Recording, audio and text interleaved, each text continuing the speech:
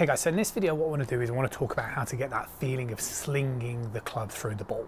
So this is something that most amateur golfers just generally really struggle with. And if you are somebody who is lacking distance, if you're also somebody who just kind of feels like you're having to put a lot of effort in towards your downswing position, then that's because you are missing the ingredient, and today's video is really going to help you out. Now, to be able to get this feeling of slinging the arm in the downswing, the first thing we have to do is get the lead arm connected to the body in the backswing position.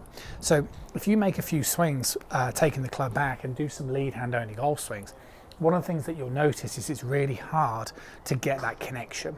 It's almost like as soon as you bring that arm up, the lead arm's going to want to move away from you. You know, you hold that up there and this is going to want to bend and it's going to want to, and that's because the weight of it is too significant for your single hand. This is where this hand comes into it.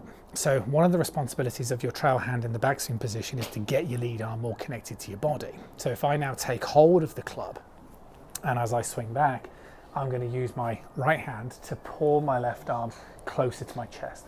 So I get a nice element of connection between my upper arm and my sort of left pec in the backswing position. Now, what that'll look like from the sidearm perspective is a little bit more like so. Now, a lot of golfers that reach out for help are often doing something like so. Lots of twisting, lots of disconnection, and then what you're going to do from here is you're going to have to sort of start the downswing, you're going to pull down the club, or you're going to try and drop your arms to get it more connected, and you're just losing the ability to create that sling. So, first part of it, get the lead arm close to the chest. The way you do that is use your right hand. Now, next part. As we initiate the downswing, we have to trigger the downswing with rotation. So if I get set up like so, I'm going to just take away my my arm and the club for distraction here. What will happen is I will swing back and my shoulder will move as I turn my shoulders to 90 degrees. So what we need to do is as soon as we start the downswing, we need to turn our chest towards the target to get the lead shoulder back over that line where it started. Now, you need to get your shoulder back over that line by the time your lead arm is at horizontal. So let me explain. Take it back, you use your trail hand to pull that lead arm across your chest, and then see the way now I'm going to use my trail hand to keep that lead arm across my chest, and as I turn, see the way I'm at lead arm horizontal and my shoulders back over the line. From there, you can sling it through.